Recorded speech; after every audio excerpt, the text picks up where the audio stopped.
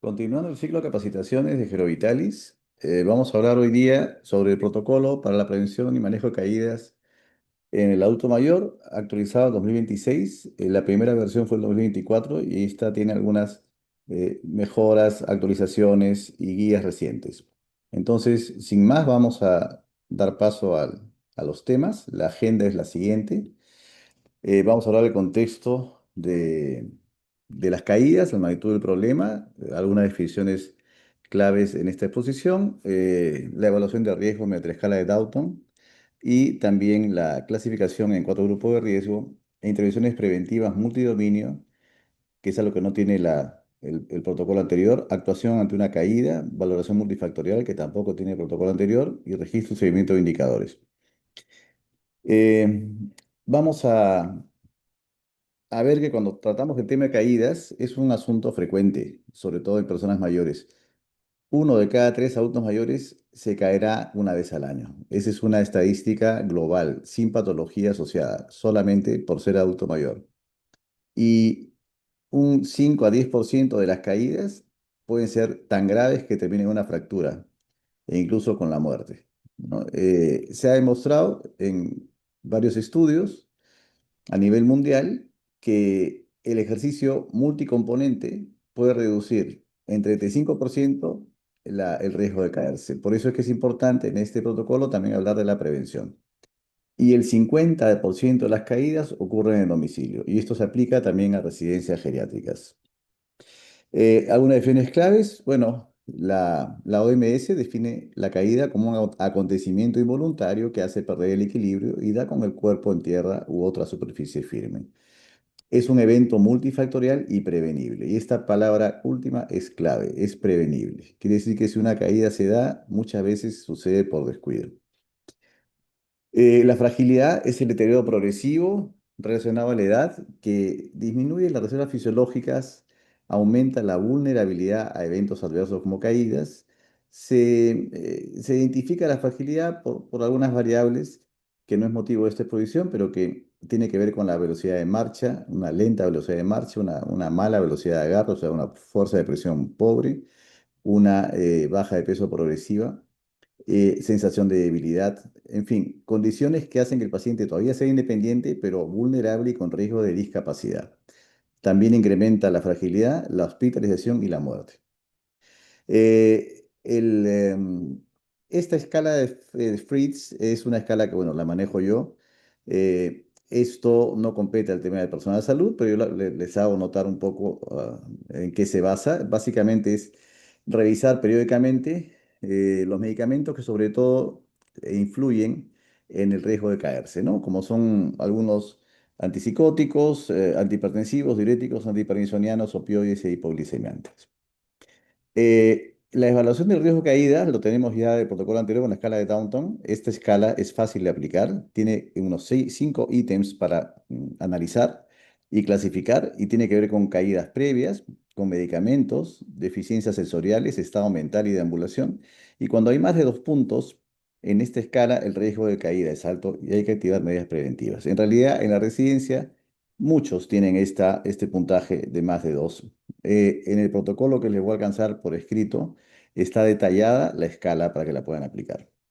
Algunas preguntas de cribado, o sea, de tamizaje, que se puede aplicar paralelo a la escala de Downton es de esta manera, ¿no? La pregunta uno es, ¿se ha caído los últimos 12 meses? La pregunta 2, ¿se siente inestable cuando está de pie o camina? Y la pregunta 3 es si ha evitado actividades por miedo a caerse. Si alguna de estas respuestas es positiva, se evalúan los criterios de gravedad que están acá en la diapositiva siguiente. Criterios de gravedad de la caída son, si alguna de estas preguntas de cribado es positiva, o sea, las anteriores, se evalúan estos criterios. Uno, lesión que requirió atención sanitaria, o sea, tuvo una fractura, un trauma craneano, se hospitalizó, hubo una laceración grave. Hubieron dos o más caídas en el último año, o sea, esto es un factor de riesgo independiente y altamente predictivo. Estuvo postrado en el suelo más de una hora sin poder levantarse. Esto indica pérdida de fuerza o pánico post caída severo. Y existe o existió pérdida de conciencia, sospecha de síncope, lo que obliga a descartar causa cardiovascular o neurológica.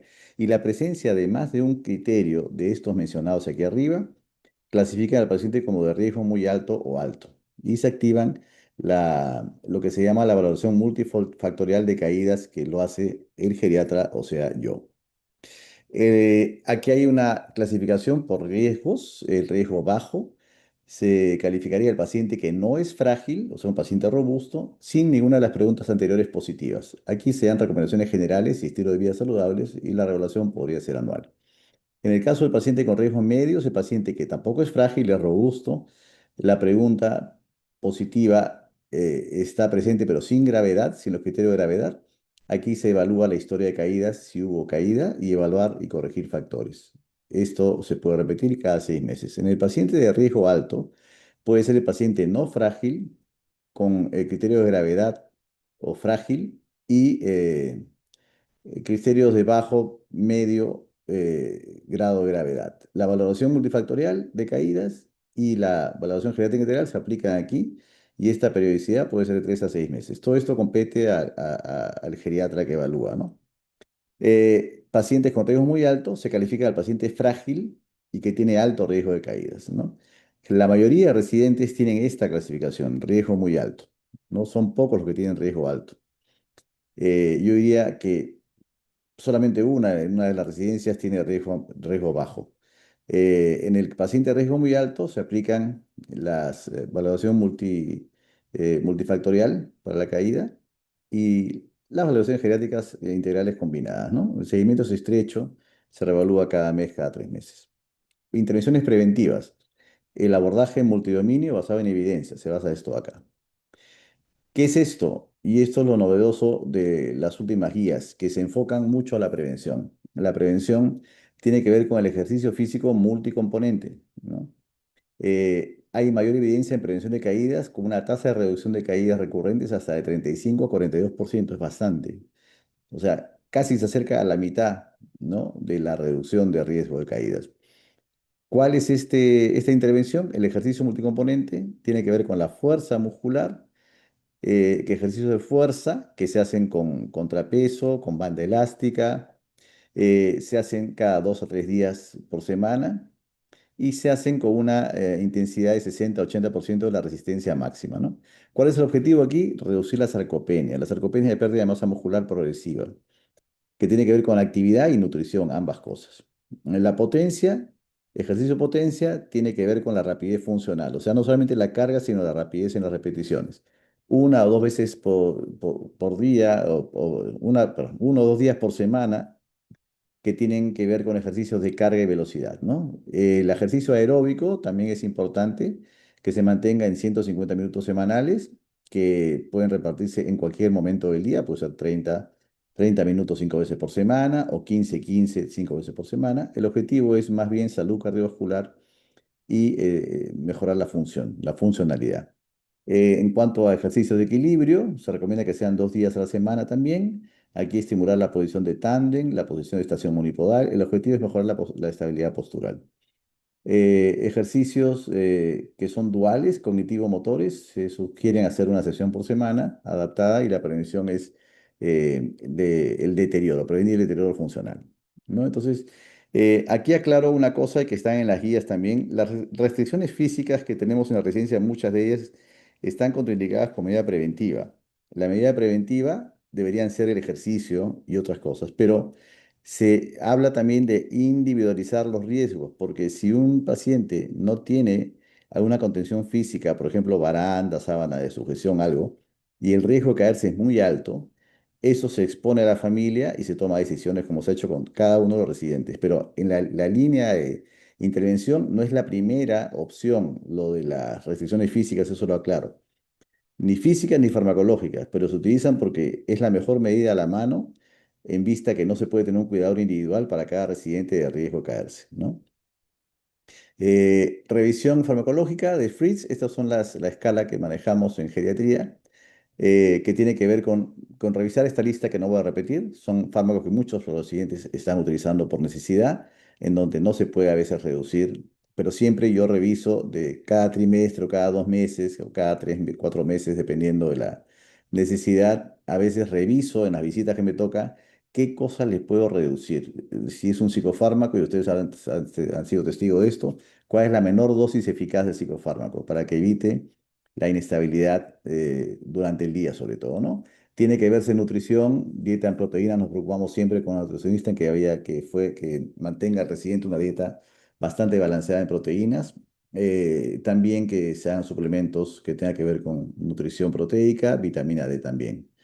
Es más seguro la vitamina B en dosis pequeñas que cargas de vitamina D de 100.000 unidades que sean permanentes, ¿no? Eso no se recomienda. Cuando se pone al día un paciente que tiene mucha deficiencia, se puede dar una vez una megadosis de 100.000, después un mes siguiente, después volver a la dosis diaria, que es la mejor opción. El Mini-Mental Nutritional Assessment es una escala de nutrición que también lo evalúa la nutricionista como para ver cuál es el tamizaje nutricional, si hay riesgo de nutrición, si hay desnutrición o si hay una nutrición adecuada. En cuanto a estas condiciones clínicas especiales, sí hay que hacer un alto acá y revisarlo, y ustedes revisen, ¿no?, los protocolos también, por favor, y tengan siempre en mente estas condiciones, ¿no? Se debería tener un ambiente con pisos antideslizantes sin tapetes ni cables, o sea, sin obstrucciones en el camino. Una iluminación adecuada a las 24 horas, incluso la luz nocturna para esas micciones de noche en pacientes que todavía pueden caminar un poco. La luz del sensor de movimiento es la mejor opción en este sentido. Barandas de cama correctamente colocadas si las tiene y la familia lo ha autorizado. Igualmente, la sábana de sujeción correctamente colocada si la familia ya aceptó esta medida por riesgo incrementado de caídas y no poder tener un cuidador que se quede con él de noche, que sería la primera medida de opción. Deben estar correctamente colocadas. Calzado siempre cerrado, con taloneras, suelas estabilizantes y sin pasadores, que es importante. Siempre colocar un antideslizante en la ducha. Siempre hay que bañar de a dos cuando hay un paciente muy dependiente. En silla de preferencia, ¿no? En silla de ducha. Muebles firmes con apoyo de brazos siempre es lo recomendable. Y marcar los umbrales, los bordes de los escalones con estos antideslizantes fosforescentes, ¿no? Que es lo mejor para resaltar el paso. Condiciones de mayor riesgo siempre va a ser el paciente que tenga demencia, ¿no? Deterioro cognitivo duplica el riesgo de caerse. La enfermedad de Parkinson, que tiene como características la bradicinesia, o sea, lentitud de movimiento, a veces la congelación de la marcha, se pone el paciente en off, se llama, ¿no? Y se bloquea, o hay la rigidez en el paso, o la rigidez muscular que motiva también la caída, es un riesgo. La inestabilidad postural es muy típico del paciente con Parkinson también, ¿no? El miedo a caer, que en el protocolo hemos puesto un resumen de cómo es la Short FES1, es una escala que se puede hacer para cualquier residente e identifica el riesgo incrementado de caída, el miedo a caerse, ¿no? Porque tiene riesgo incrementado, pero el paciente es consciente del miedo a caer que lo puede anular funcionalmente también.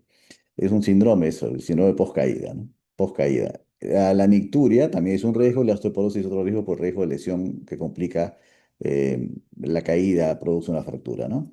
Actuación ante una caída, siempre una respuesta inmediata, siempre saber por qué pasó, qué fue lo que condicionó la caída y la notificación respectiva.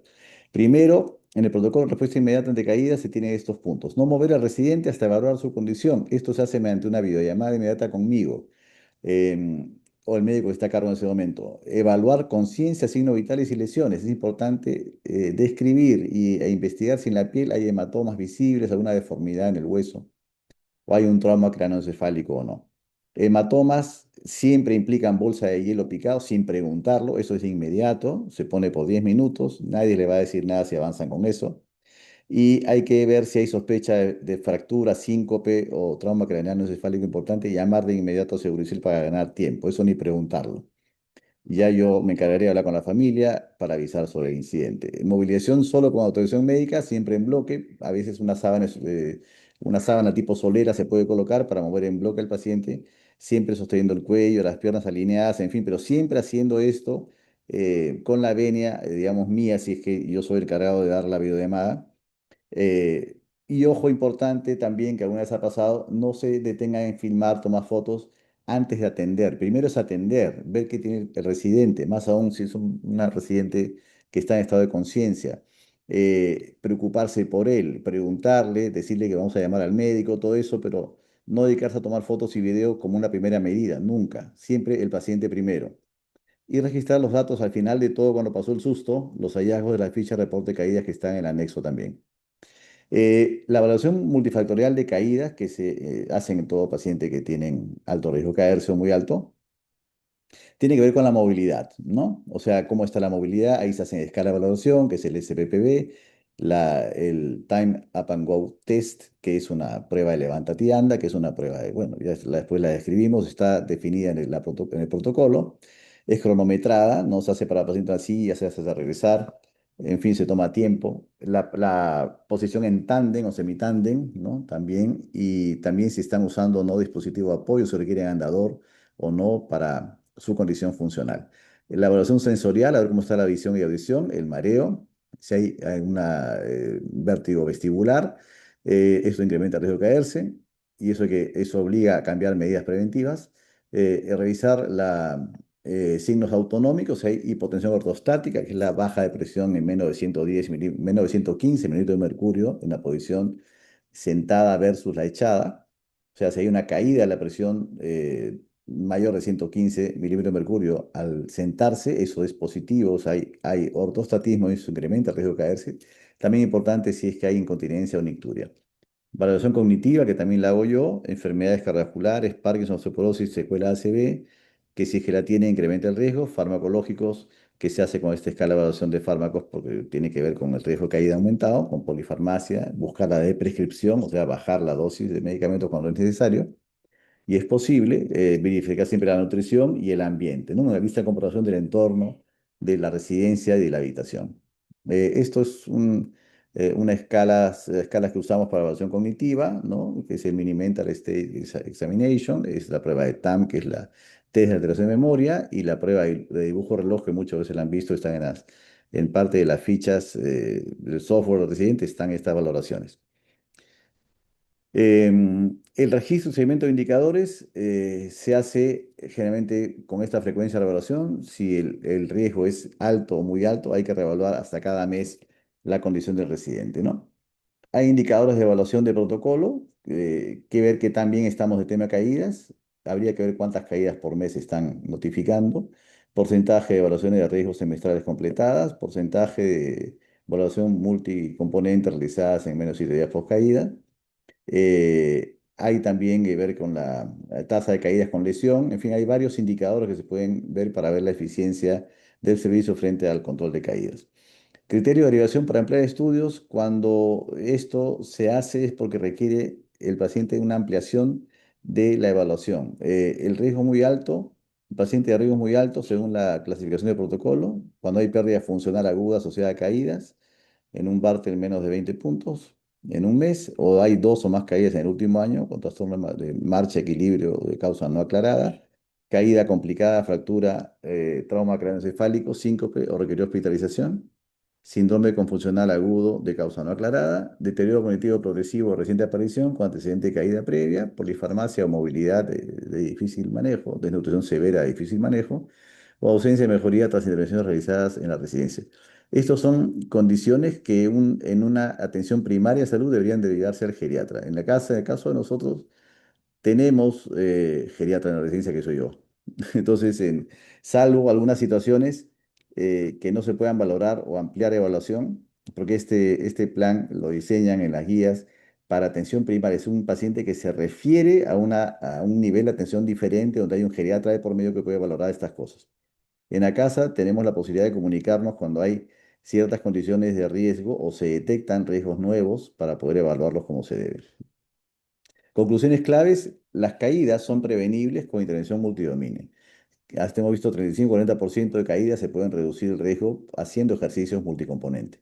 El ejercicio reduce hasta el 42% de las caídas recurrentes. Es importante motivar eso en la residencia. Evaluar siempre con escala de Downton, preguntas de cribado, las tres preguntas mencionadas, clasificar en cuatro grupos de riesgo para orientar la acción. Yo siempre haré la revisión de Fritz y buscando la de prescripción de ser posible. Las restricciones físicas, aclaramos que están contraindicadas con medida de prevención de caídas, según las últimas guías, pero por ello se requiere autorización expresa del familiar cuando no es posible el cuidador y el riesgo de caída es muy alto. Ante una caída, no mover, hacer videollamada médica inmediata, registrar en ficha y activar la evaluación multicomponentes y el riesgo es muy, muy alto. No dejar sin vigilancia los ambientes de la residencia donde se encuentren uno o más residentes. Eso nunca se debe hacer porque implica el descuido. Los residentes dependientes totales deben movilizarse y bañarse siempre con ayuda de dos técnicos o personas. Las sillas de ruedas pequeñas, las que tienen ruedas pequeñas, deben dejarse sin freno. Esto evita que se produzca mecanismo de balanceo. Si el residente se impulsa con los pies en el suelo, como ha pasado en la residencia ya. Al acostar a un residente y en cada movilización debe revisarse la adecuada posición de la baranda y o la adecuada colocación de la sábana de sujeción si está indicada. Recordar que toda caída implica un descuido del personal a cargo, en especial el residente con demencia, no es consciente de sus limitaciones. Y esto que tengo siempre en mente. ¿Ya? Es lo que quería comentarles. Con esto acabamos digamos, esta capacitación y vamos a alcanzar el protocolo escrito y pronto haremos ya el examen de esta parte. Gracias por su atención.